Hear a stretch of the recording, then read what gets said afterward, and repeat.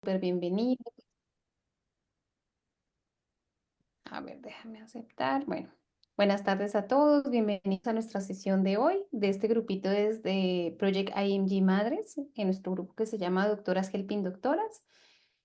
Como todos los jueves vamos a estar haciendo una revisión y hoy nos toca el tema de necrosis con énfasis en patología. Entonces vamos a estar desarrollando algunas preguntas. De esas preguntas vamos a explicar el tema y al final vamos a hacer un repaso. Ahorita si alguien quisiera ayudarnos a leer algunos de estos casos clínicos y responderlos, o igual y los vamos respondiendo entre todos en el chat. Vamos a comenzar con el primer caso clínico. Muy bien, ¿alguien quisiera leer este caso clínico?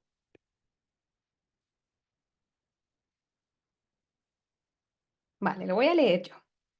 Entonces dice, which of the types of necrosis is most likely responsible for this patient myocardial damage?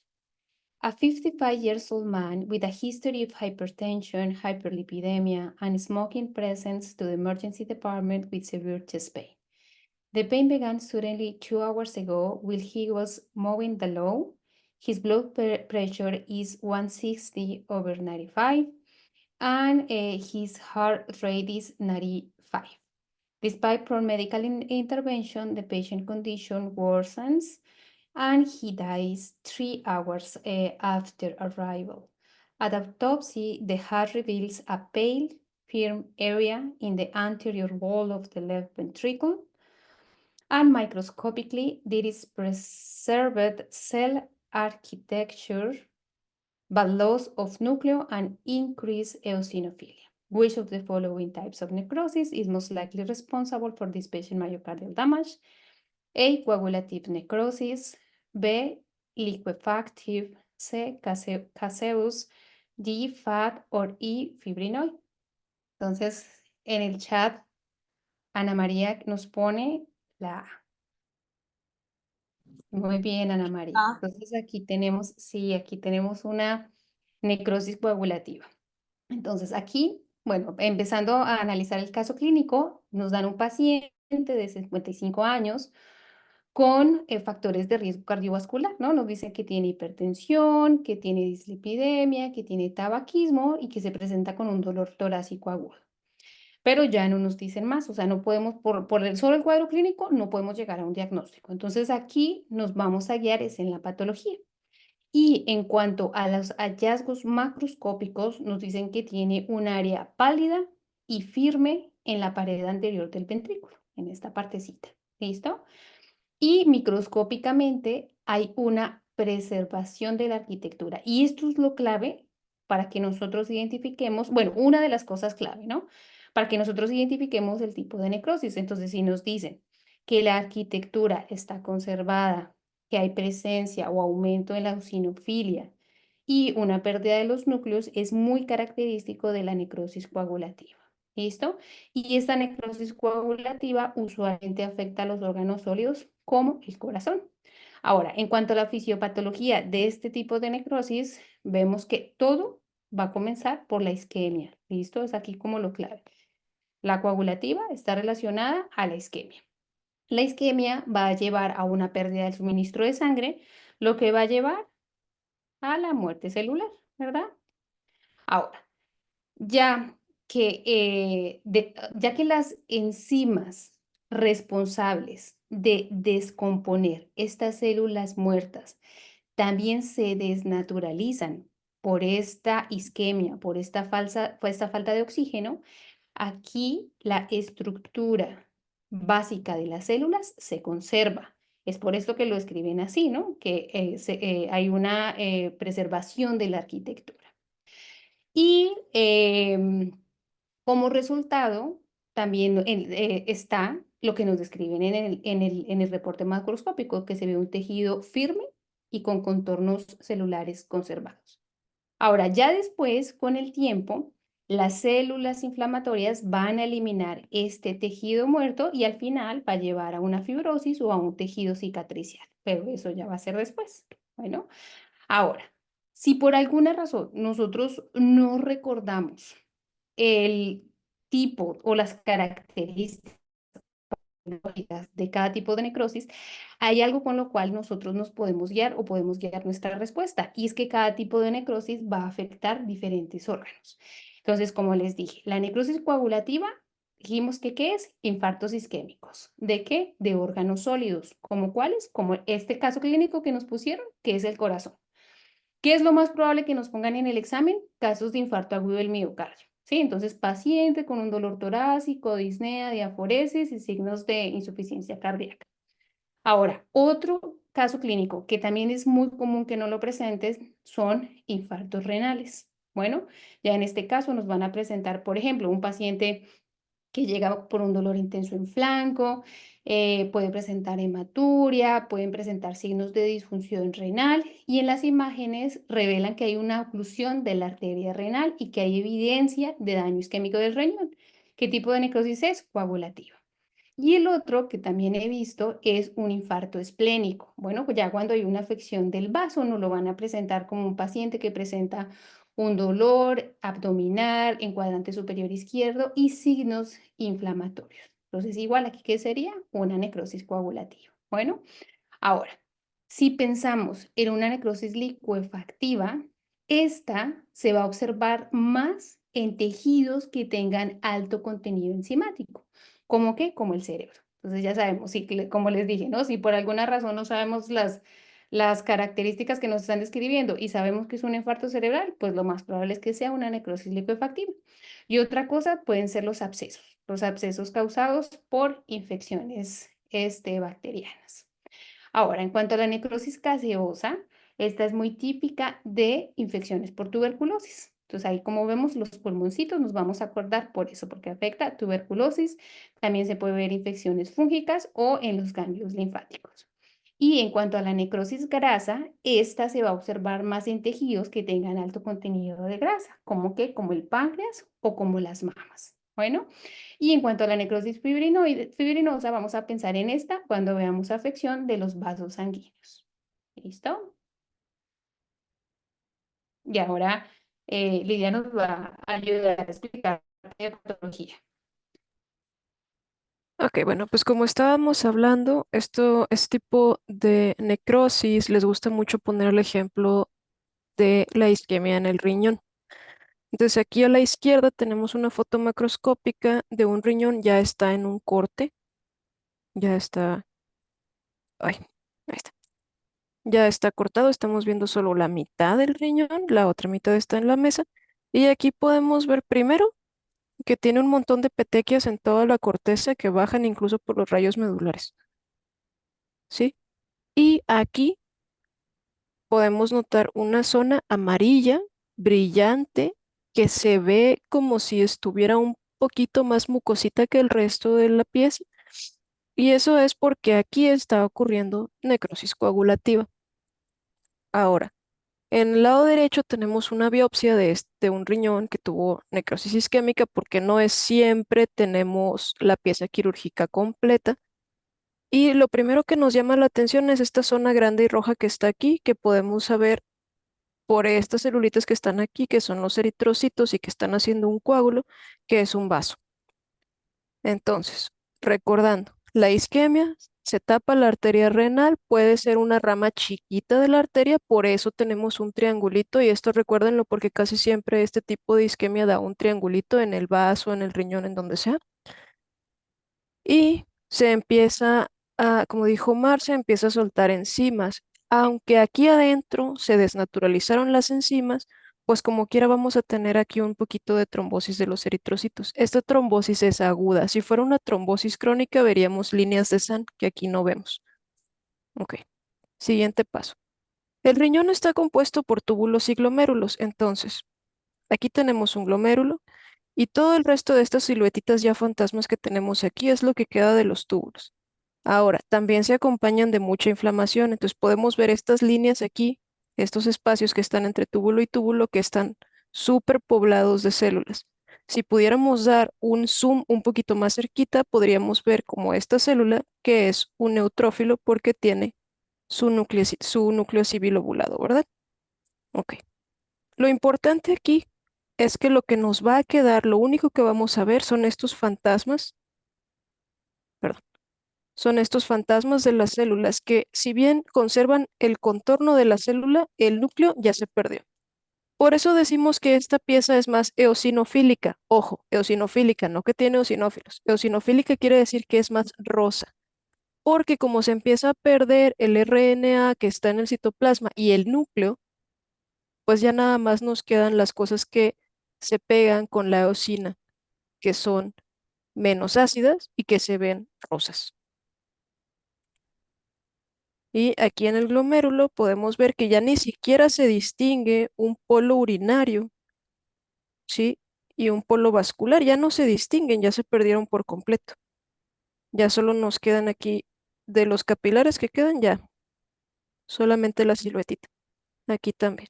Y si bien vemos unas cuantas bolitas moradas, no son exactamente los núcleos, es polvo nuclear, es lo que queda después de haberse lisado el núcleo y es un poco de DNA que queda ahí flotando. No está formando como tal mi membrana nuclear. Esto ya se rompió y entonces queda todo flotando y por eso se ve como un poquito moradito, pero no quiere decir que tenga núcleo. Y eso es todo. Gracias, Lidia. Vamos con la siguiente pregunta. Bueno, ¿quién quiere leer la pregunta? Si quieres, yo la leo. Ah, gracias, Ana. Which of the following best describes the tissue changes seen in this condition? A 50-year-old male presents with symptoms of a lung abscess following an upper respiratory tract infection. The abscess is filled with pus, and the biopsy shows extensive liquefactive necrosis.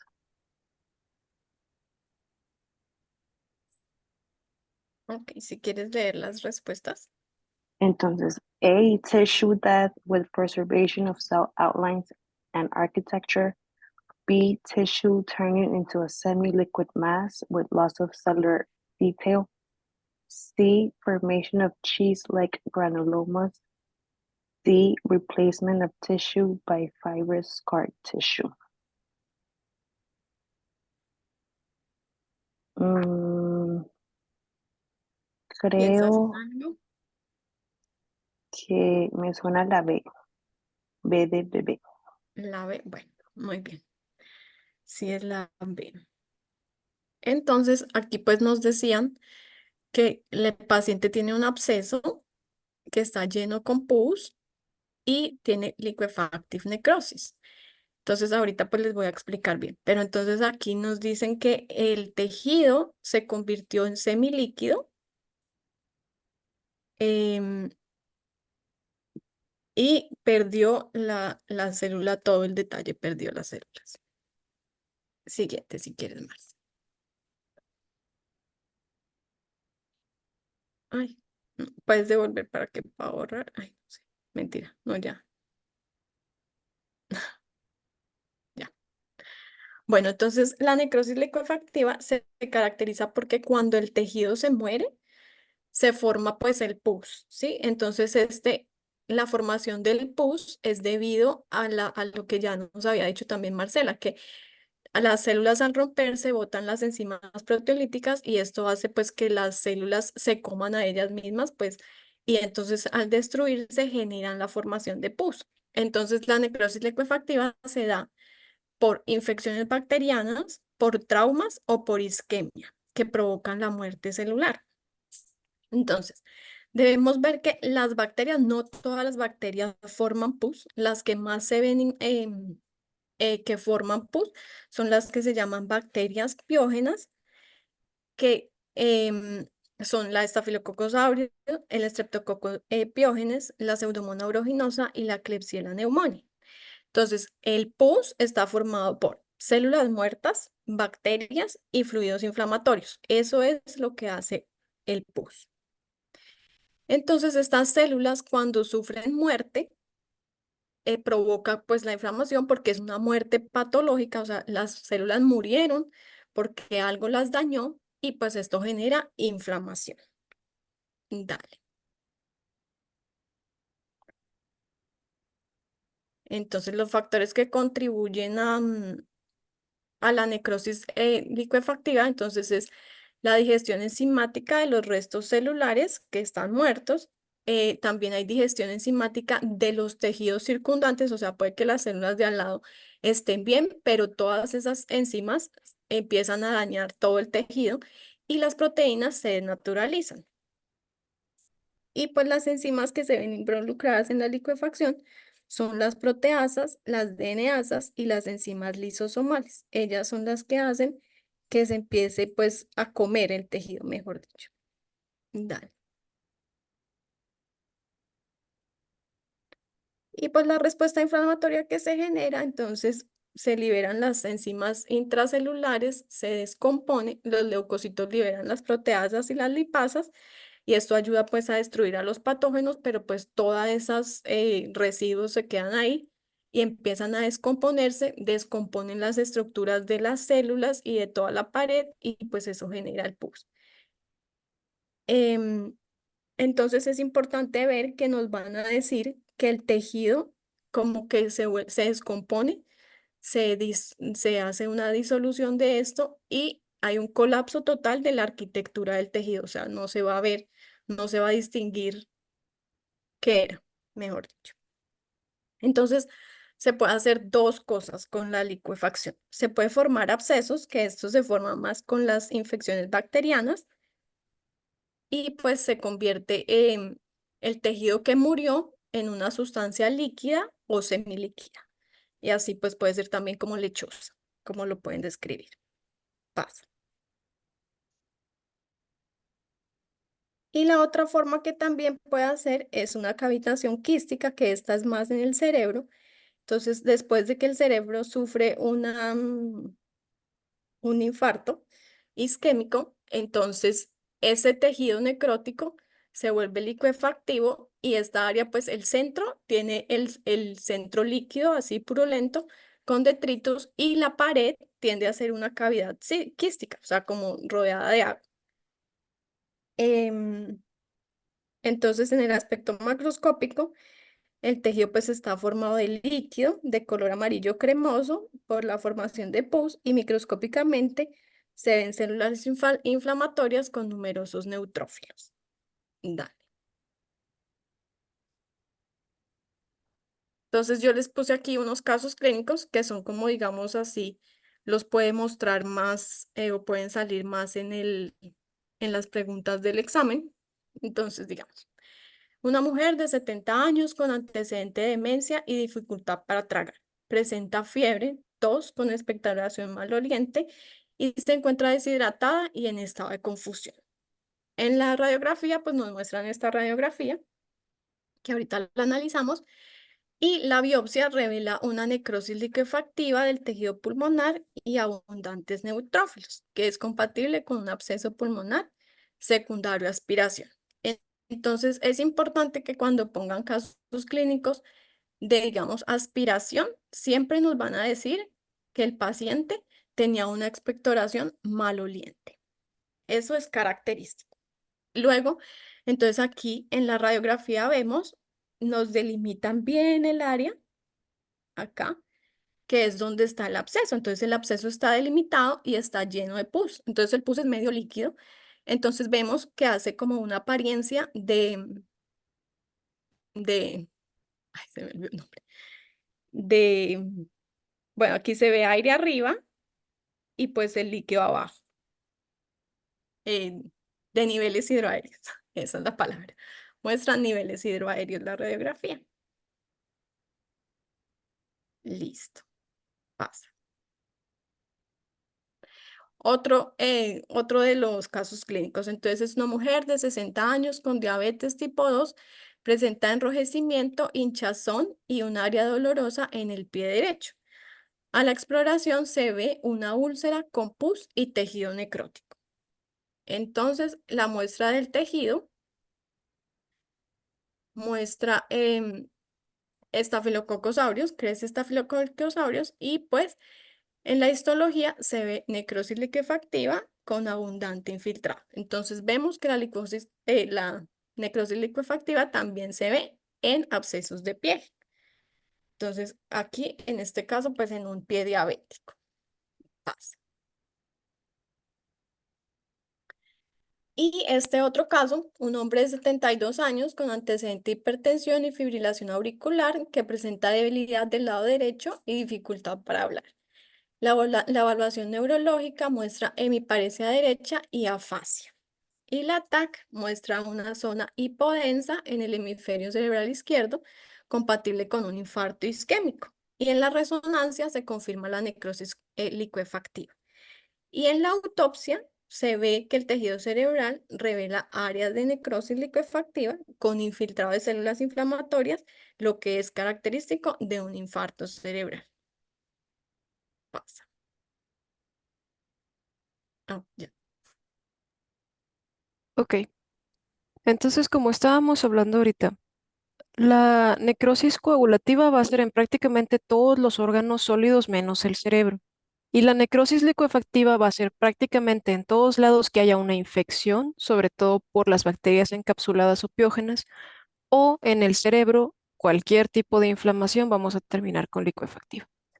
¿Por qué vamos a terminar en el cerebro con inflamación licuefactiva?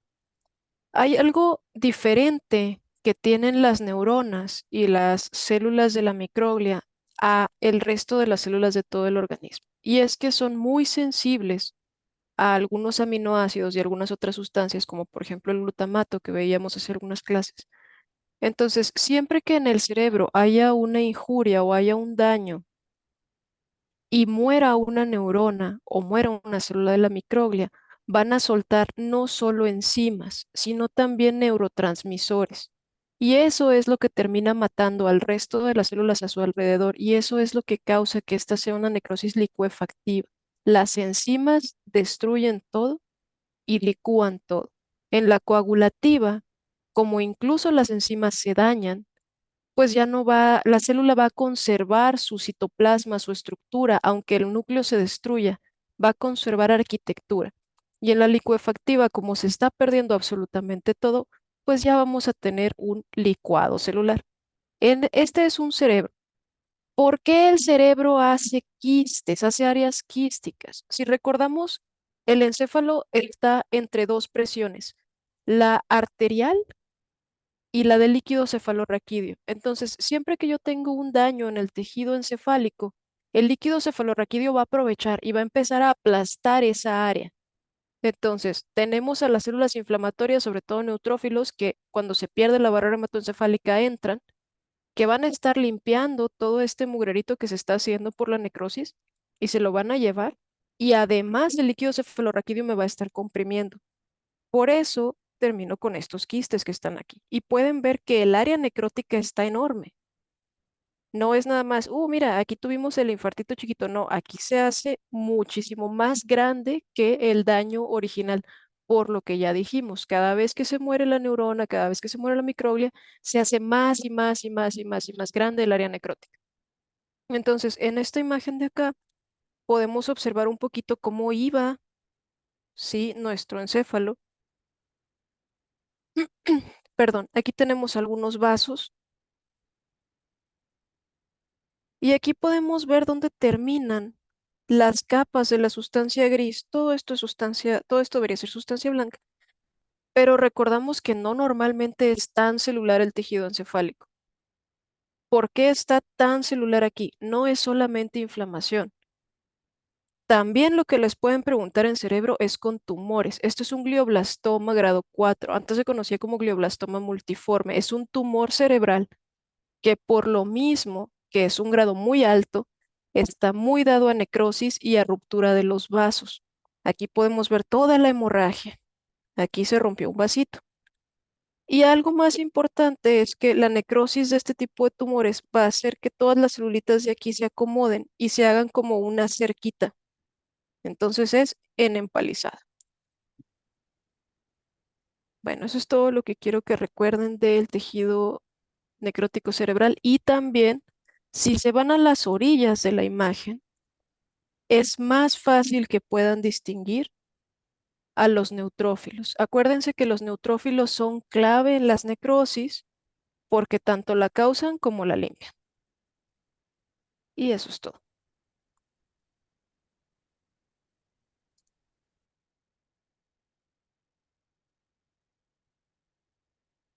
¿Alguien nos quiere ayudar a leer la pregunta, por favor? Hola, yo la leo.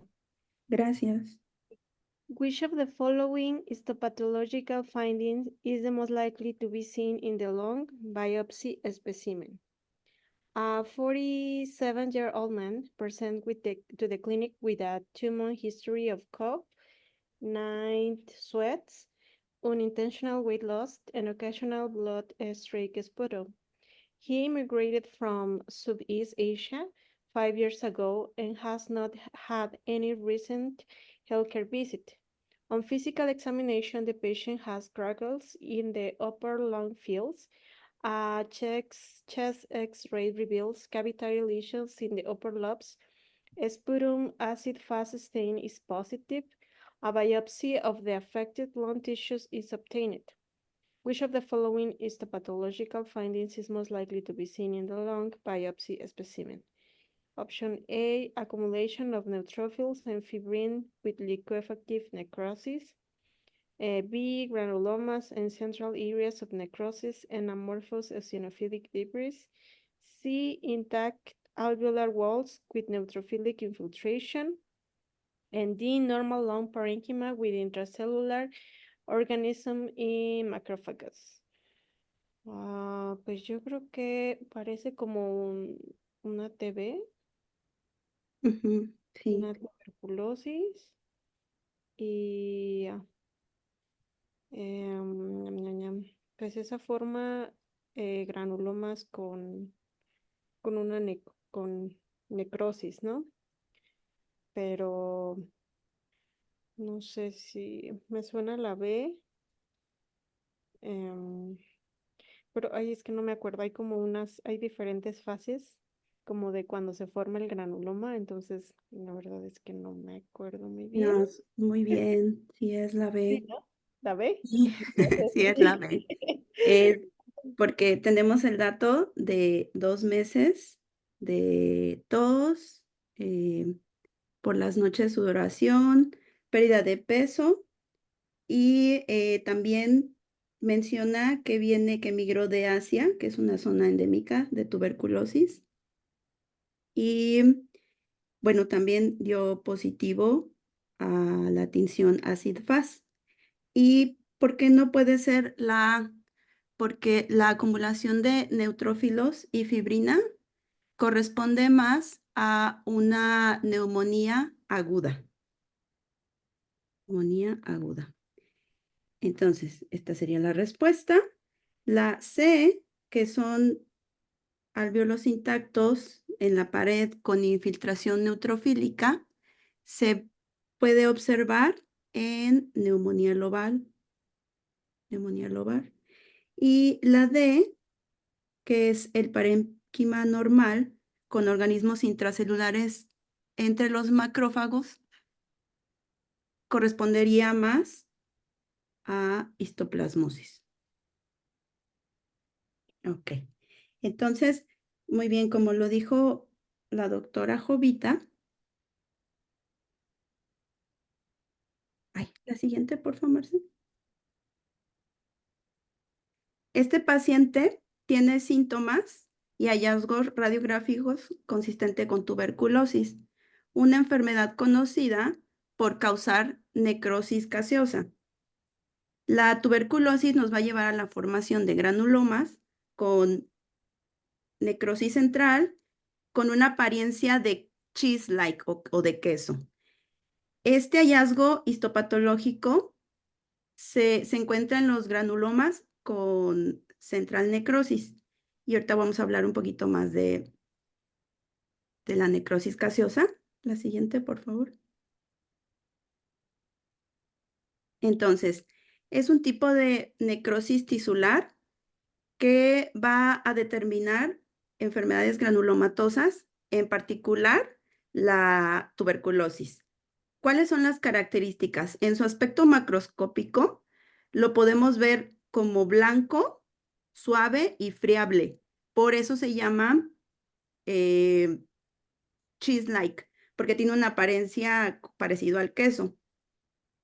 Y en su forma microscópica vamos a encontrar desechos granulares amorfos rodeados por una reacción granulomatosa que incluye células epiteloides y células gigantes de Langhans, que son macrófagos multinucleados. Vamos a ver una imagen más adelante. Y bueno, su causa, como ya lo mencionamos, la tuberculosis, y también puede ocurrir en infecciones por hongos, por ejemplo, la histoplasmosis y otras infecciones crónicas. Entonces, en la siguiente, por favor. Ok. Vamos a ver un repaso corto de cómo se forma el granuloma en la tuberculosis. Entonces, entra por vía aérea y por lo regular se va a alojar a nivel del lóbulo medio e inferior, y posterior va a intentar el macrófago como comérselo, pero no va a poder. Entonces aquí vemos, o más bien se lo come, pero entonces el lisosoma no va a poder destruirlo. Y entonces se van a quedar adentro del macrófago, y después, la siguiente, por favor. Va a haber tanto adentro del macrófago que en un momento se va a romper, y esta ruptura va a ocasionar que se forme el granuloma. Entonces, esto naranjita que vemos y adentro morado, este es el macrófago que se está comiendo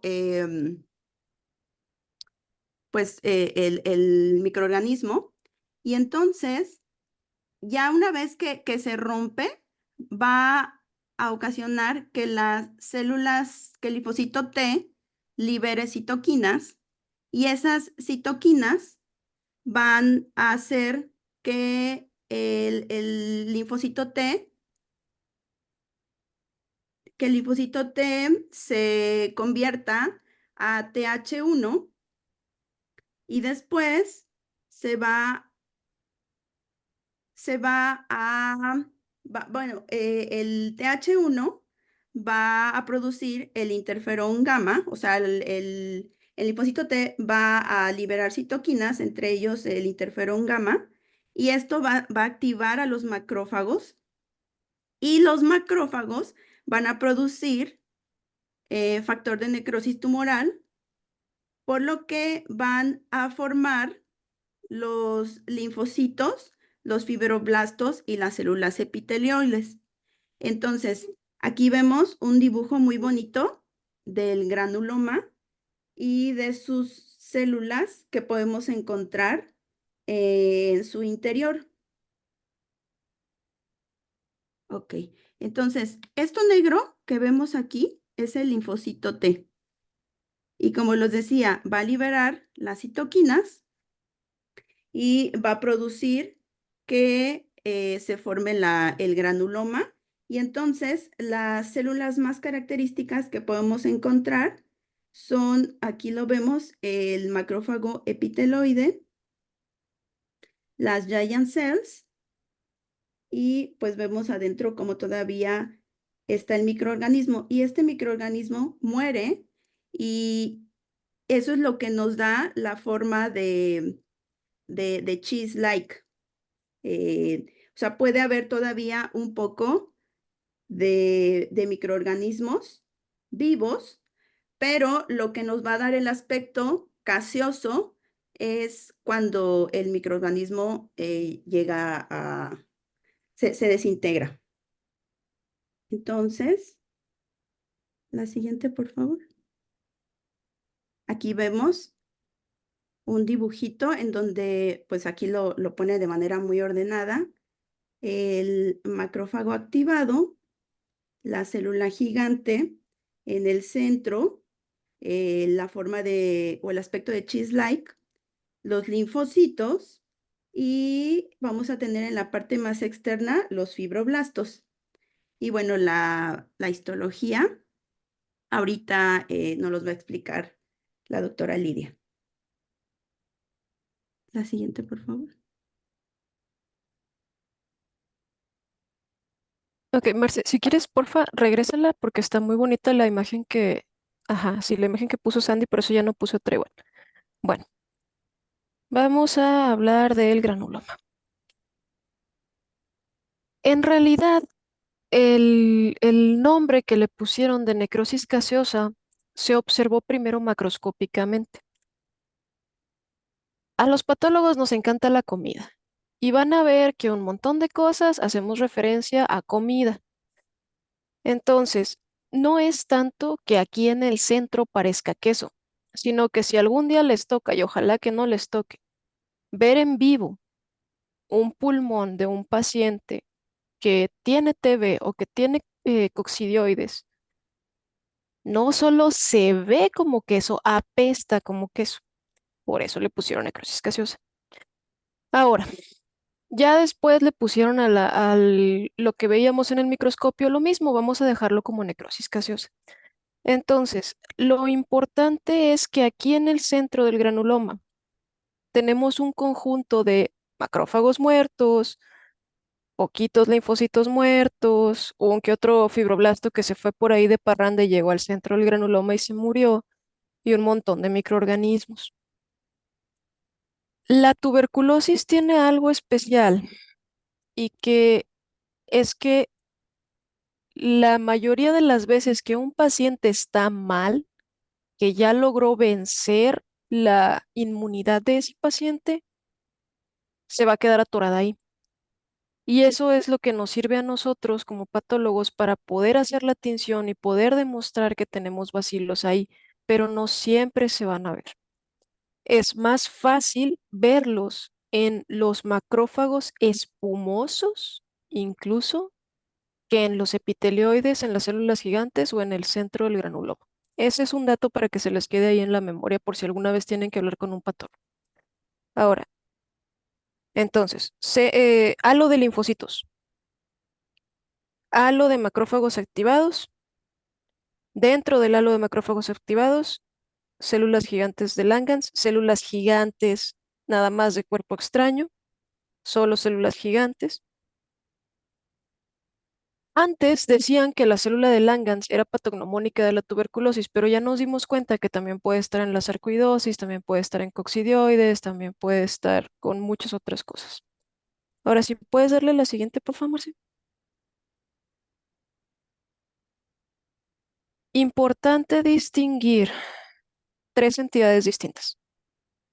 Sarcoidosis, porque esa también nos da granulomas en los pulmones.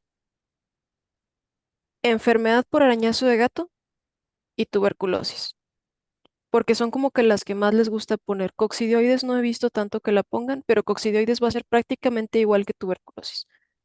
Aquí a la izquierda tenemos la enfermedad por arañazo de gato, que es causada por Bartonella henselae, y vamos a encontrar más que nada ganglios linfáticos crecidos, como está aquí. Ahora, el ganglio linfático en su arquitectura normal está formando folículos linfoides. A esta bacteria le gusta viajar al folículo linfoide y crear el granuloma dentro del folículo linfoide. Entonces, aquí tenemos una célula gigante dentro del folículo linfoide, que es esta bonita que pusimos aquí. Y un dato clave es que esta célula gigante muy comúnmente tiene aquí formaciones de proteína que se llaman cuerpos asteroides o cuerpos reticulados y van a dar esa figurita rosa. En la tuberculosis no vamos a ver esa figurita rosa porque lo que tenemos es solamente debris y si yo le hiciera una tinción de Sil-Nielsen a esto, probablemente podría haber algunas ahí poquitas celulitas de tuberculosis todavía. Quería aprovechar esto para que vieran cómo son los linfocitos maduros que están afuera, estos de aquí, contra los linfocitos del folículo. Aquí tenemos centroblastos y centrocitos. Recordamos que los centrocitos, como son más maduros, son más pequeños, son más morados oscuros. Los centroblastos son un poquito más grandes, todavía pueden tener ahí un poquito del núcleo condensado, como este que se ve aquí. Y también vamos a tener células dendríticas foliculares, que son todas estas. Podrían hacerles la pregunta si tienen muy mala leche de qué células son esas y por eso se las quería recordar. Y pues aquí tenemos una imagen macroscópica de un pulmón con tuberculosis. Entonces, ahí sí ya empezamos a ver por qué le dicen queso o gaseoso, ¿verdad? Podemos ver toda esta masa. Y, anécdota graciosa y asquerosa, les gustaba presionar el pulmón. Y entonces cuando tú presionas, si nada más tienes un cortecito aquí, cuando tú presionas de aquí para abajo, por aquí sale el tubito de queso. Bueno, eso es todo. Muchas gracias, Lidia. Bueno, ¿alguien quisiera leer esta siguiente pregunta?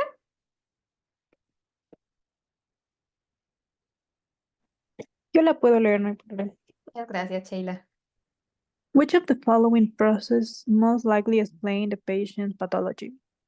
A 48 years old woman come to the emergency department with a sudden onset severe upper abdominal pain that radiates to her back. The pain began after a large meal the previous night and is associated with nausea and vomiting. She has a history of chronic alcohol use and gallstones. On physical examination, the abdomen is distended with tenderness in the epigastric region. Laboratory tests reveal elevated serum amylase and lipase levels. A CT scan of the abdomen shows enlargement of the pancreas and hypodense areas around the pancreas. Which of the following process most likely explain this patient pathology?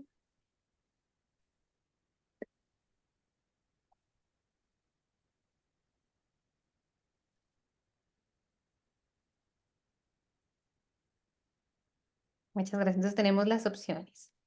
E, necrosis in blood vessels of the pancreas. B, necrosis of pancreatic parenchyma due to ischemia. C, necrosis of surrounding tissue due to bacterial infection. D, necrosis due to enzymatic digestion of adipocyte tissue. Or E, necrosis of pancreatic parenchyma due to abscess formation. Entonces, empezando, ¿cuál creen que es el diagnóstico de esta paciente? Una Pancreatitis. pancreatitis. Perfecto, una pancreatitis aguda, ¿no? Tenemos el dolor no muy característico, intenso en epigastrio que se irradia la espalda y aparte tiene los factores de riesgo también. Tiene consumo de alcohol y cálculos biliares. Y aparte nos pone, ¿no? Elevada amilasa y lipasa, más los hallazgos de la tomografía, ¿no? Que nos dicen que tiene áreas hipodensas, que indican necrosis, que es un sello pues muy distintivo como de la pancreatitis aguda. Ahora, la pancreatitis aguda, ¿qué tipo de necrosis nos produce? Necrosis grasa. Necrosis grasa, muy bien. Entonces sí, siempre vamos a relacionar pancreatitis aguda con necrosis grasa. Y así como nos pusieron en el chat y Ana María, Nelsa, pues la necrosis grasa es debido a la digestión enzimática del tejido adiposo, ¿no? De ahí viene su nombre. Entonces, muy bien, es esta opción, la opción D. Entonces, en la pancreatitis, cuando se libera la lipasa, ¿sí? Ya desde este páncreas que está dañado, da como resultado la descomposición del tejido graso. Entonces, tenemos el tejido graso, ¿sí? Y la liberación de esta lipasa hace que se formen ácidos grasos libres, ¿sí? Ahora, cuando estos ácidos grasos libres se unen al calcio, llevan al proceso llamado saponificación. Y en este proceso se crean depósitos de color blanco alrededor del páncreas y estos son los que se ven como áreas hipodensas en las imágenes, como nos lo describían acá. ¿Listo? Ahora, eso fue como la fisiopatología. Y hablando de necrosis grasa, la mayoría bueno, realmente como se va a producir este tipo de necrosis es en dos contextos. Uno puede ser traumático o le llaman no enzimático y el otro de la pancreatitis aguda, como el que nos salió en este caso clínico, que también lo denominan enzimático. Bueno, ahora en cuanto al traumatismo, esta se va a producir cuando hay un traumatismo en zonas ricas en grasa. ¿Cómo qué? Como las mamas o como el tejido celular subcutáneo. Cuando hay traumatismo en estas zonas ricas en grasa, va a llevar a un daño celular que lleva a la descomposición de los adipocitos y a la producción o a que lleve a una saponificación, o sea, la misma fisiopatología que vimos en la pancreatitis aguda. Y esa saponificación es lo que, lo que hace pues, que esta lesión en estos tejidos pues, se forme así como muy blanca. Bueno, ahora, en cuanto a los casos clínicos que nos pueden dar de necrosis grasa mamaria, no los van a presentar como mujeres que tienen el antecedente de traumatismo. Siempre, siempre nos lo van a poner en los casos clínicos. Sin embargo, debemos tener en cuenta que cuando hablamos de traumatismo, no solo hablamos así como de un golpe o de un accidente, sino también hablamos de pacientes que tienen antecedentes de cirugía o antecedentes de que le tomaron una biopsia, ¿no? Y el trauma, ¿no? Entonces, estas pacientes se pueden presentar con un nódulo indoloro en la mama, que inclusive puede llevar a retracción de la piel. Por lo tanto, en los casos clínicos, nosotros nos podemos confundir con un cáncer mamario, ¿vale? Sin embargo, como les digo, en todos los casos clínicos van a poner el antecedente de traumatismo, de cirugía y de biopsia. Las imágenes también pueden mostrar un nódulo firme y irregular, por lo tanto no es de mucha ayuda. Y la diferencia va a ser tanto el cuadro clínico como el estudio de patología. Y en cuanto al traumatismo del tejido celular subcutáneo, es usualmente lo van a presentar como traumas en zonas ricas de grasa, como son los muslos o como es el abdomen. Y en estas no lo van a presentar con pacientes después de un trauma que presenta un nódulo firme debajo de la piel. Bueno, y ahora, en cuanto a la necrosis grasa enzimática, pues esta, como ya dijimos, es las enzimas digestivas, que en particular la que siempre van a preguntar es la lipasa, que se van a liberar hacia el tejido circundante, llevan a la saponificación y pues todo lo que nosotros vimos ahorita. Bueno, ahora vamos a ver las otras opciones de respuesta. Cuando nos dicen que hay una necrosis en un vaso sanguíneo, ¿en qué tipo de necrosis vamos a pensar? Fibrinoide. Perfecto. Entonces siempre, siempre va a ser fibrinoide. Esta puede ocurrir secundario pues a vasculitis, a hipertensión maligna, a enfermedades autoinmunes. Entonces ya sabemos. Ahora, cuando nos dicen que hay una necrosis secundaria a isquemia, ¿en qué tipo de necrosis vamos a pensar? Coagulativa. Y coagulativa, que en este caso pues no viene por todos los hallazgos que presenta este paciente y dijimos que los órganos que más afectan son corazón, riñón, hígado y vaso. Bueno, ahora, cuando nos dicen que es por una infección bacteriana, ¿en cuál pensamos? Licuefactiva. Pues miren, la licuefactiva la vamos a Un pensar acceso. más cuando hablamos de abscesos. ¿Listo? O sea, cuando hay pus, hay abscesos. Si es solo una infección bacteriana, nos la pueden poner como caseosa, que ahorita también la vamos a explicar. Entonces, en esta necrosis caseosa, realmente es muy característica por la inflamación granulomatosa, lo que nosotros vimos ahorita, ¿no? Se presenta más en tuberculosis o también se presenta mucho en infecciones fúngicas. Bueno, que es la apariencia similar al queso, que ya nos explicaron muy bien en la anterior pregunta. Y esta de la digestión enzimática era la que justo estábamos viendo ahorita, que es la necrosis grasa. ¿Listo? Y además, pues de las características como las pueden describir, pues también nos van a dar los estudios histopatológicos que Lidia no nos va a explicar. Ok, primero nada más les quiero dar un tip. Este, que viendo muchas preguntas y muchos casos en el estudio, lo noté. Y es que nosotros tenemos el páncreas, pero La gran mayoría de los humanos, a menos que tengamos una anorexia muy marcada y un índice de masa corporal muy bajo, tenemos una capita de grasa alrededor del páncreas. Cuando nos quieren fregar, cuando el examen nos quiere fregar, va a buscar cómo fregarnos. En el parénquima del páncreas podemos tener adentro del páncreas necrosis licuefactiva. La necrosis licuefactiva del páncreas, a menudo, como es pequeña, pasa desapercibida y el paciente va a tener un cuadro clínico de una pancreatitis crónica.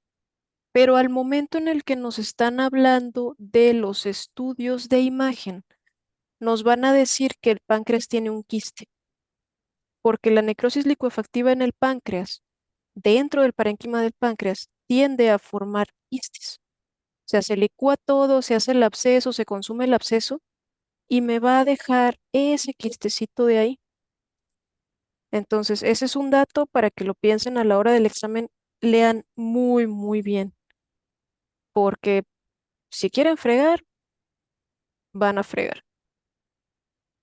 Ahora, cuando esto ya traspasa, la necrosis ya traspasó el parénquima, porque era una necrosis muy importante, entonces lo que me va a afectar es la grasa peripancreática. Eso en la grasa peripancreática es donde va a pasar todo esto que nos estaba diciendo ahorita Marcela. Entonces aquí tenemos dos imágenes. No sé por qué no me deja cambiar el color. ¿Sí me escuchan? Sí, sí, te escuchamos bien. No sé por qué no me deja cambiar el color de esta cosa. Ahí está. Ok, entonces, peripancreática. ¿Qué tenemos alrededor de del páncreas y todo lo demás? Los omentos. Entonces, casi siempre que tenemos necrosis peripancreática, también se pueden filtrar algunas enzimas hacia el omento y también generarme esta necrosis grasa en el omento. Así se va a ver al principio, cuando es temprana, cuando tiene solo unas horas o poquitos días. Mi adipocito normal tiene el nuclecito aquí aventado por un lado porque está todo lleno de ácidos grasos. Cuando se empieza a deshacer, se va a ir haciendo más chiquito como estos que están acá y ya voy a poder ver sencillamente así el núcleo, ¿no? Después se va a seguir haciendo cada vez más chiquito mientras vaya perdiendo más cosas y va a terminar así. Esta es la tardía. Entonces vemos esto que queda aquí, eran en algún momento adipocitos. Aquí se ve donde están ya licuaditos así ya bien necróticos. Ya no tienen su núcleo. Y se les va a pegar fosfato de calcio. Eso es lo que me da macroscópicamente esta imagen. Se las pueden describir como granos de arroz y hay que hacer la distinción con la tuberculosis miliar macroscópicamente que le dicen granos de miso. Entonces hay que tener mucho cuidado ahí. Granos de arroz, necrosis, grasa, miso, TB y otras cosas. Lo más relevante aquí es eso. Probablemente sea esta imagen, no tanto esta, tal vez alguna donde el cristal sea ya muchísimo más grande y todo esto se ve morado. Pero yo creo que la más high yield debe ser esta, la macroscópica, donde tenemos ya aquí todas las perlitas de jabón o toda la saponificación grasa. Y eso es todo. Muchas gracias. Bueno, ¿alguien quiere leer la pregunta? Yo la leo si quieres. Bueno, gracias. The corresponding pathological findings in the arterial walls will most likely include a patient with malignant hypertension is found to have retinal changes, including cotton wool spots and exudates. A, necrotizing arthritis with fibrillary necrosis. B, medial calcification. C, fibromuscular dysplasia. D, plaque formation with lipid deposits. Pues Marte ya medio nos sapió. Malignant hypertension, fibrillary necrosis, la A. Ujú. Sí, la A, muy bien. Entonces sería necrotizing arteritis with fibrinoid necrosis. Ok. Entonces, sí, digamos, este es un caso muy específico, pues este da, digamos, en la hipertensión maligna, si a uno le dicen que hay hipertensión maligna, pues lo más seguro es que tenga una necrosis fibrinoide de la pared de las arterias. Bueno, si quieres, pasa, por favor. Entonces, pues la necrosis fibrinoide, esta es, la muerte celular ocurre en el epitelio de los vasos sanguíneos pequeños y esto hace que las células pues se descompongan y mueran y al producirse el daño epitelial y al morir las células se produce exudado de proteínas plasmáticas, especialmente la fibrina, y es lo que hace que se vea en la patología así tan rosado, como decía Lidia, eosinofilia. Pero pues, o sea, sí, pues el color rosado por la coloración, que es pura fibrina. Todo lo rosado es fibrina. Dale. Entonces, los casos más comunes que muestran esta afección son en la hipertensión maligna, porque la tensión arterial tan alta daña el epitelio y pues provoca la muerte celular. Luego, las enfermedades autoinmunes, pero las de complejos inmunes, o sea, las de hipersensibilidad tipo 3. Entonces, los complejos inmunes se depositan en los vasos y pues los dañan. En las infecciones, pero las más que todas las causadas por virus, espiroquetas o por riqueza. Y el uso de metanfetaminas también se ha visto que se ve relacionado con necrosis fibrinoide, porque pues este hace como una vasoconstricción, entonces también produce una hipertensión y daña los vasos. Dale. Entonces aquí yo les puse unos casos clínicos para distinguir cuando a uno le están hablando de necrosis fibrinoide. Entonces es una mujer de 28 años que acude por una erupción en mariposa en la cara, fiebre y dolor articular. Tiene antecedente de fotosensibilidad y fatiga. En los laboratorios nos dicen que tiene ANAS positivos y anti-DNA de doble cadena. Y la biopsia de la piel muestra una necrosis fibrinoide en la dermis y pues los depósitos de inmunoglobulina. Entonces en la biopsia se revela inflamación intensa con depósitos eosinofílicos en la pared de los vasos sanguíneos, que es una necrosis fibrinoide. Dale. Entonces este otro caso, mujer de 45 años se presenta con hipertensión, hematuria y proteinuria. La paciente reporta debilidad generalizada y dolor en las articulaciones. En los laboratorios se evidencia una falla renal y la biopsia muestra una necrosis fibrinoide renal de las arteriolas y los glomérulos, que confirman el diagnóstico de una poliarteritis nodosa. Y la biopsia muestra los depósitos eosinofílicos en las paredes vasculares por el daño vascular severo que se da por la poliarteritis nodosa. Dale. Este otro, mujer de 30 años en el tercer trimestre del embarazo que se presenta con hipertensión severa, una preeclampsia, con proteinuria y edema.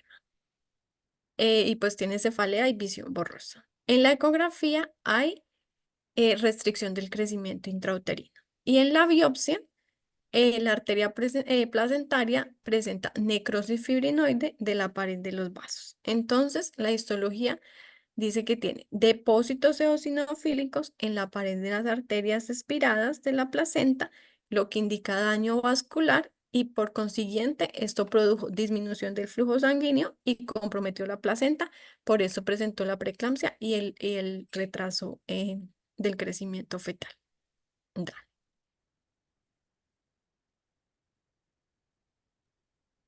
Ok.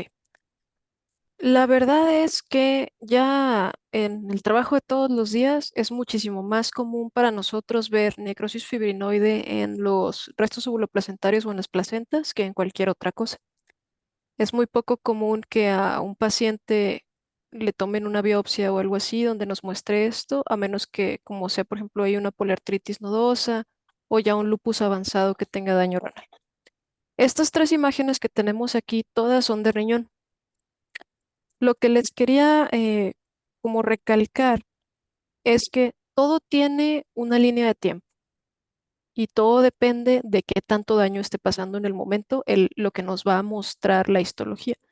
Entonces, aquí tenemos primero algo que fue un daño muy grande y muy rápido, y por eso prácticamente no vemos el vaso, ya solamente vemos la fibrina que se depositó aquí, unas cuantas células aquí rojas, unos eritrocitos y unas poquitas células inflamatorias, pero básicamente se perdió la arquitectura del vaso, que recordamos que tiene una adventicia que está hecha de fibroblastos, que son célulitas chiquitas, la media, donde tenemos tejido muscular liso, y la íntima, que es el endotelio, que son las células así redonditas, ¿no? Esa es la arquitectura normal de un vaso de pequeño calibre que no sea un capilar. Entonces, ¿qué es lo que pasa cuando sobrevive el vaso ese primer daño, que no fue tan grande como para que se depositara así toda la fibrina? Pues pasa esto, y esto nos sirve un poquito para recordar la adaptación. Esto que están viendo aquí, esto es una arteriola, esta es otra arteriola, este es un glomérulo. Aquí, la capa media de la arteriola se hipertrofió, por eso las células se ven muchísimo más grandes. Y sí, también se ve ahí un depósito de algo así como un poquito más lila. Pero lo más importante, al menos para mí, es, ok, esta capa está mucho más grande de lo que debería estar. No me da así a simple vista esa imagen como, oh, es una necrosis fibrinoide. Sin embargo, cuando yo hago una tinción de tricrómico, que el tricrómico se pega a la colágena y a la fibrina y lo pone azul, pues estoy viendo que esto es lo que queda de la íntima y de aquí a aquí está completamente lleno de fibrina. Por eso está todo azul. Incluso está tan dañado que alrededor de la adventicia ya me saturó de fibrina. Este es el otro vasito que se ve acá. Igual, completamente saturado de fibrina. Entre los túbulos está saturado de fibrina. Aquí el glomérulo saturado de fibrina y saturado de fibrina incluso entre las asas del glomérulo, los capilares. Entonces, lo que nada más quería recalcarles era eso, que si en la pregunta viene que es un daño que ya lleva mucho tiempo, puede que no vean esta imagen, puede que vean esta, pero la imagen clásica es esta de aquí. No sé si queda alguna duda, alguna cosa, todo esto son células inflamatorias, son linfocitos, ¿no? Bueno, entonces pasamos a la que sí.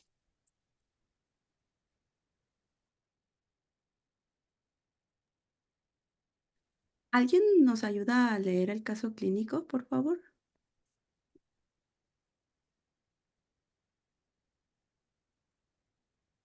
Ok, yo la leo.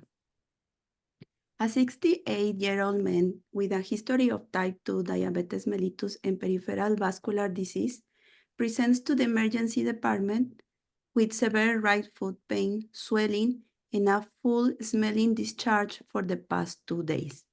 On examination, the foot appears black with areas of ulceration and a clear line of demarcation between healthy and affected tissue. Peripheral pulses in the foot are not palpable. Laboratory findings reveal an elevated leukocyte count of 50,000. Blood cultures are pending. Which of the following is the most appropriate next step in the management of this patient? A.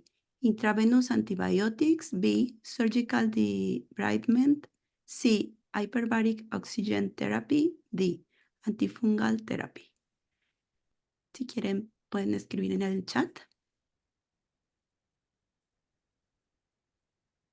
Ana María dice que la C. ¿Alguien más? La C. Ok. Bueno, el paciente tiene diabetes mellitus, enfermedad vascular periférica y tiene inflamación y mal olor los últimos 2 días. Entonces, este diagnóstico, la siguiente, por favor, es más sugestivo de necrosis gangrenoso, porque nos dice pues que tiene el paciente isquemia y se complica con una infección. En los casos de la necrosis gangrenosa, especialmente, hay una infección superimpuesta, lo que le llaman gangrena húmeda. El debridamiento es necesario para remover el tejido necrótico y prevenir que se disemine. Entonces, en la opción A veíamos que nos daba la opción de antibióticos intravenosos, que en este caso sí son importantes, pero no es suficiente como primer paso. Entonces, ¿cuál es la pista? Que como en este paciente la infección es probable, el tejido necrótico debe ser removido para permitir sanar. En cuanto a la terapia con oxígeno hiperbárico, sí es usado y es de ayuda, pero en ciertos casos para sanar heridas. Pero no es la primera opción para manejar tejido necrótico. Y por lo regular se sugiere la terapia hiperbárica como ayuda, pero posterior al debridamiento. Y en la D veíamos que era terapia antifungal. Y esto va a ser innecesario a menos que se confirme que haya una infección por hongos, pero en este caso nos sugiere más una infección bacteriana. Entonces, los cultivos están pendientes y tiene mal olor, entonces es más consistente con una infección bacteriana. La siguiente, por favor. Entonces, les voy a hablar un poco de gangrena húmeda y seca. En la gangrena húmeda, la causa principal, como ya les había mencionado, es asociada a isquemia e infección bacteriana. Puede ocurrir después de un trauma o una lesión severa en un área que no está bien perfundida. Su mecanismo fisiopatológico se desarrolla una hipoxia tisular severa que causa necrosis. Frecuentemente es por bacterias anaerobias como el Clostridium perfringens, que va a introducirse al tejido muerto o dañado. Las bacterias van a liberar toxinas y enzimas proteolíticas que van a acelerar la degradación tisular y provocan la destrucción de tejido conectivo, vasos sanguíneos y las células adyacentes. Posterior, va a haber una respuesta inflamatoria y las toxinas de la bacteria van a generar edema, exudado purulento y destrucción rápida del tejido. El tejido se verá húmedo, con mal olor y necrótico, con posible formación de ampollas y exudado. En cuanto a la microbiología, les comentaba que es más probable que sea por Clostridium, en este caso el perfringens, porque puede producir toxinas que generen gas en el tejido y bacterias aerobias como el Staphylococcus aureus o el Streptococcus pyogenes. Entonces, la transición entre el tejido sano y el gangrenoso es menos clara que en la gangrena seca. El tejido afectado es edematoso negro y tiene una apariencia más húmeda. También me faltó agregar aquí que la histología en la necrosis gangrenosa recuerda más a la coagulativa y la necrosis coagulativa y la licuefactiva. Entonces, la siguiente, por favor. Les puse un recordatorio del microorganismo Staphylococcus aureus y Clostridium perfringens. Vamos a recordar su morfología, que es en racimos, en el Staph aureus. En el Clostridium, los bacilos son gram positivos, grandes, esporulados y anaerobios. Su metabolismo es aerobio facultativo y en el prefrigens es anaerobio. El aureus va a tener catalasa positiva y el otro va a ser negativo. Aquí, bueno, para acordarnos un poquito más, por lo regular en los dibujos que usamos para estudiar nos ponen un gatito. Entonces, en el Staphylococcus aureus, yo casi siempre recuerdo que está el gato, porque es catalasa positivo. En cuanto a su característica en la coagulasa va a ser positiva en el aureus y en Clostridium no va a producir coagulasa. Las toxinas, que esto es muy high yield, el Staphylococcus aureus produce proteína A, lo que va a evitar que sea fagocitado. También leucocidin pantón valentín, exfoliatina, que este va a ser la causa, bueno, es un superantígeno y va a ser causa de la toxina del Toxic Shock Syndrome. Y en cuanto al Clostridium perfringens, su toxina es la alfa.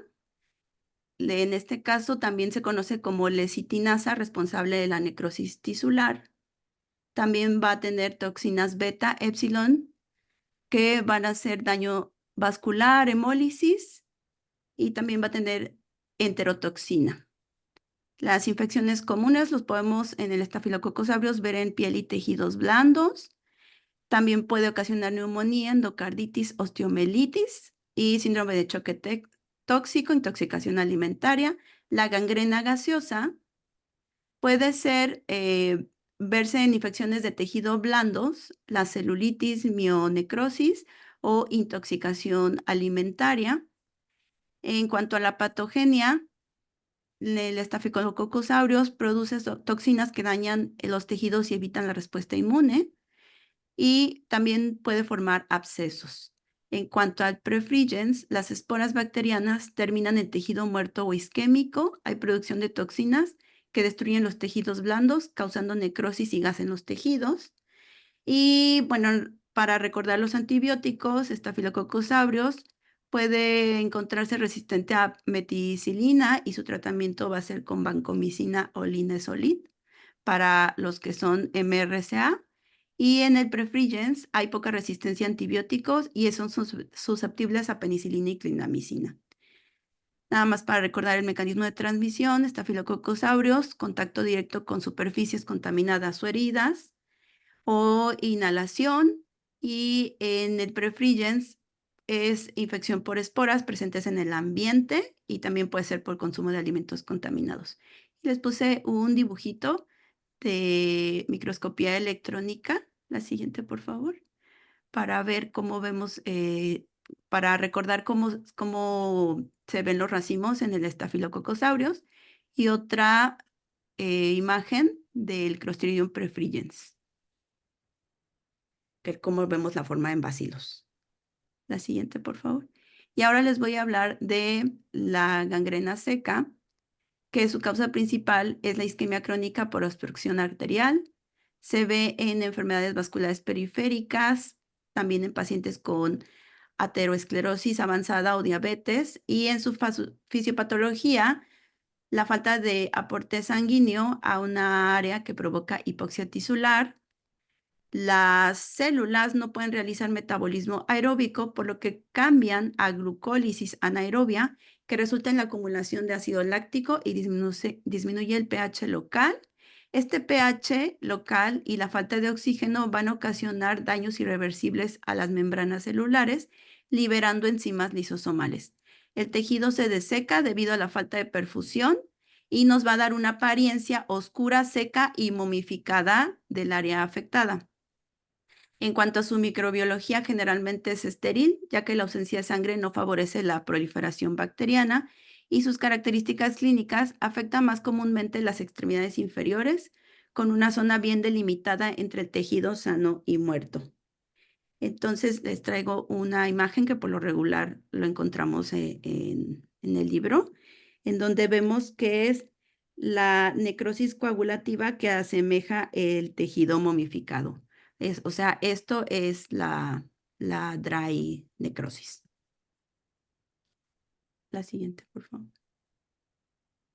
Ok, gracias. Ok, esta va para el grupo de doctoras que está estudiando patología y que el sábado quedó así como en el aire lo del amiloide, ¿no? ¿Por qué el amiloide se muestra verde con la técnica de rojo Congo? La técnica de rojo Congo, como muchas otras, depende de que podamos depositar algo sobre el tejido. Ese algo nos va a dar un color y ese color lo vamos a poder ver a través del microscopio. ¿Podemos darle que sigue?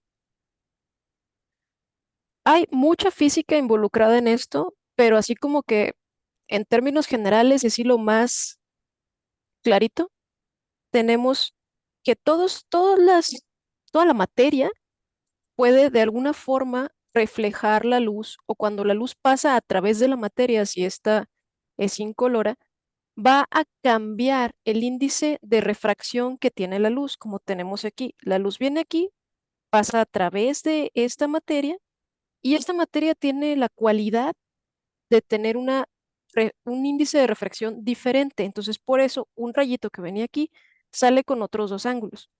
¿Eso en qué sirve? Bueno, esos dos ángulos que están aquí nos van a dar a nosotros con el ojo un color, porque resulta que dependiendo de en qué lado del espectro visual esté y cuál es la longitud de onda, esta es la onda y esta es la longitud de onda, que tenga esa luz es lo que nosotros vamos a ver.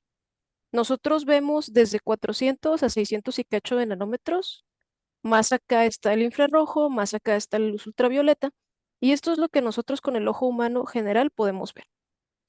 Entonces, el amiloide es una proteína que normalmente está en el cuerpo así, en una configuración de lámina beta, o sea que es plana y puede ir para acá o puede ir para acá.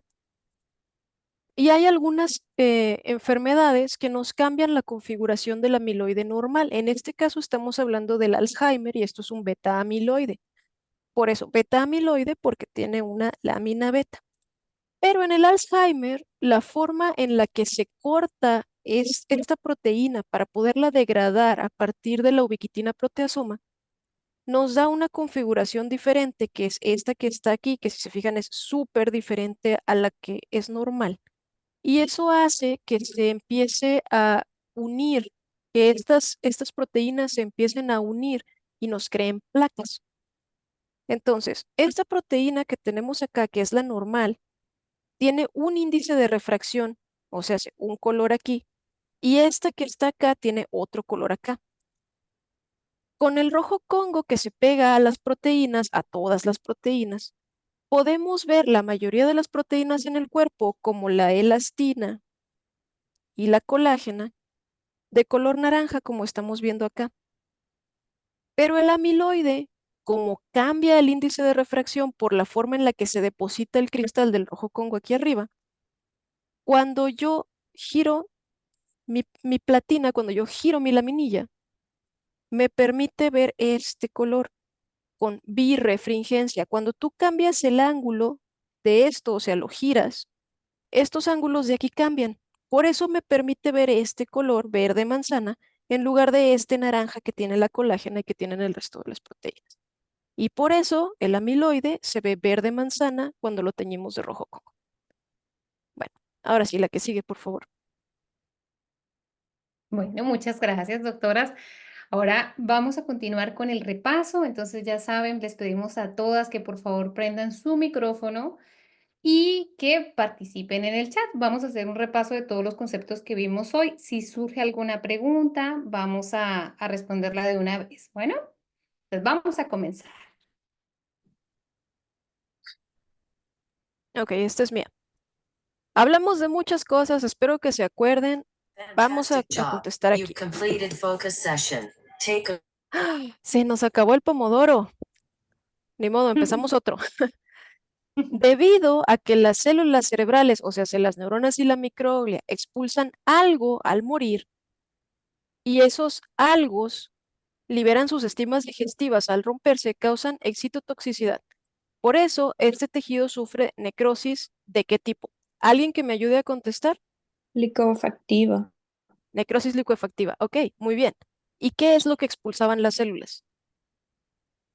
Enzimas. Ajá, ¿dónde están en la mayoría de las células? ¿Dónde están las enzimas? ¿Cómo se llama este organelo? Los lisosomas. Enzimas lisosomas. Lisosomas, muy bien. Ahora sí, píquele para que pase la respuesta, por favor. Excelente, muchas gracias. Ok, tenemos esta imagen y va directa a la pregunta. ¿Qué tipo de necrosis es la que están viendo aquí? Fibrinoide. Excelente. ¿Puedes picarle la que sigue? ¿Y esta de acá? Coagulativa. Coagulativa. Vamos a ver, ¿puedes poner la respuesta? Paulatina. Excelente, muchas gracias. Ahora, esto de aquí. Primero que nada, ¿qué tejido es? Páncreas. Páncreas. Tejido graso. Es tejido adiposo. Tejido Muy bien, muy adiposo. bien, muy bien, muy bien. Se fueron más allá, está bien, está con ganas. Ok, ¿qué le está pasando a este tejido adiposo? Saponificación. Saponificación. Ok, muy bien. ¿Y qué dijimos que era la saponificación? ¿Qué elemento de la Calcio. tabla de elementos se le pega? Calcio.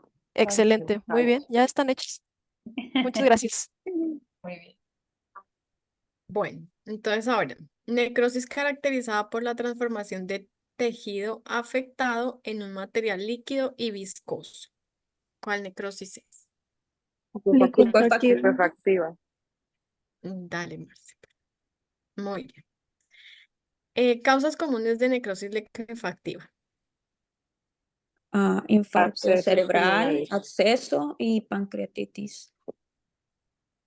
Bueno, dale. Eso. Las infecciones bacterianas, muy bien. Los infartos cerebrales y los abscesos pulmonares, muy bien. Deposición de material eosinofílico, fibrina, en el espacio extravascular es un hallazgo histopatológico de cuál necrosis. Fibrinoide. Fibrinoide. Dale, muy bien. En la biopsia vemos que hay pérdida de la estructura del tejido normal con áreas de líquido amorfo, presencia de neutrófilos y células muertas. Con necrosis en el tejido circundante. ¿Cuál necrosis es? Gaseosa. Licuefactiva. No, Muy bien. coagulativa. Dale, Marcia. Coagulativa. Licuefactiva. Ujú. ¿Qué forma la respuesta inflamatoria aguda que resulta en acumulación de células muertas, bacterias y fluidos inflamatorios? Absceso. Sí, pero es como pus, es el líquido, el pus. Está compuesto de bacterias muertas, células y tejido inflamatorio. Bueno. ¿Con cuál tipo de necrosis se asocia la poliarteritis nodosa? Fibrinoide. Fibrinoide. Muy bien. ¿Qué tipo de necrosis se ve en un infarto cerebral? Licuefactiva. Licuefactiva. Muy bien. ¿A qué tipo de necrosis se contribuye el depósito de complejos inmunes y daño vascular? Fibrinoide. Fibrinoide. Muy bien. ¿En qué condiciones se observa típicamente la necrosis fibrinoide? Hipertensión. Hipertensión maligna. maligna, enfermedades Vasculitis. autoinmunes tipo 3, espiroquetas, Y riquetia, después infecciones por esos eritematoso agentes. daño renal. Dale. Te digo que ya están hechas. Sí. Vasculitis y enfermedades autoinmunes. Muy bien. ¿Qué tipo de necrosis da una intensa coloración eosinofílica en la pared de los vasos? Fibrinoide. Fibrinoide. Muy bien.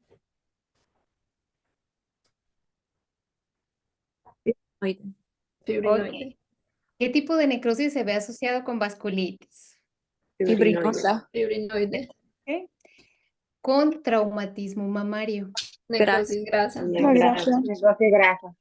Perfecto. Con tuberculosis. Gaseosa. Necrosis gaseosa. Gaseosa. Excelente. Con infartos cerebrales. Licuefactiva. Licuefactiva. Entonces, no se nos olvida. Con infartos isquémicos de órganos sólidos como corazón, riñón y Coagulativa. Coagulativa. Coagulativa. Muy bien. Por abscesos causados por infecciones. Liquefactiva. Licuefactiva. Licuefactiva. Sí. Muy bien. Por infecciones fúngicas. Gaseosa. Gaseosa. Perfecto. Muy bien. Sí, de esta casi no hablamos, pero también se va a asociar a este tipo de infecciones. Por pancreatitis aguda. Grasa. Grasa. Activa. Grasa. Esta y los traumatismos de tejido graso, ¿no? De mama o de tejido celular subcutáneo. Con crisis hipertensivas. Fibrinoide. Fibrinoide. Muy bien.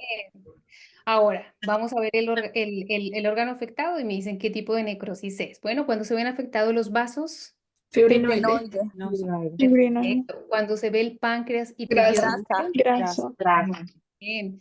Cuando hay infecciones por micobacteria pulmonar o en los ganglios linfáticos, Gaseosa. excelente. Infarto cerebral o infecciones Licuefactiva. bacterianas, Licuefactiva. perfecto. Órganos sólidos, Coagulativa. Coagulativa. va, perfecto. Ahora vamos a ver la descripción patológica.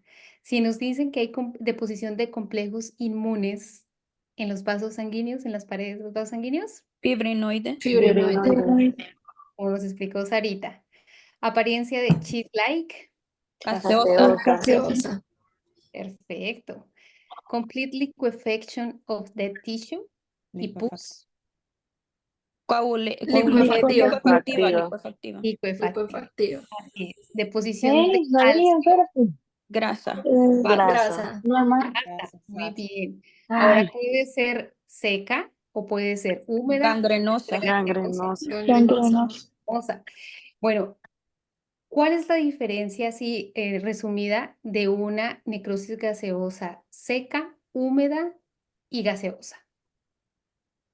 Que en la húmeda hay infección bacteriana y por eso se convierte en húmeda. Cuando es seca, el mejor ejemplo es el de la isquemia de los miembros inferiores de un paciente con diabetes.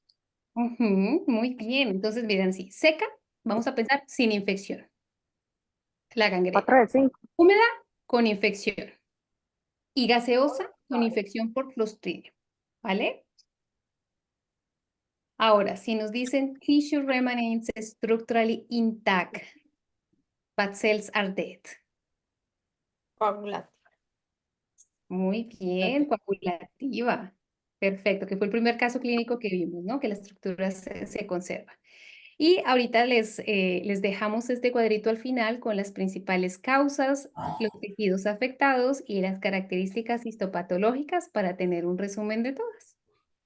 Perfecto, bueno, pues ya acabamos la clase de hoy. Les agradecemos a todas que se hayan unido y su participación y nos vemos la otra semanita.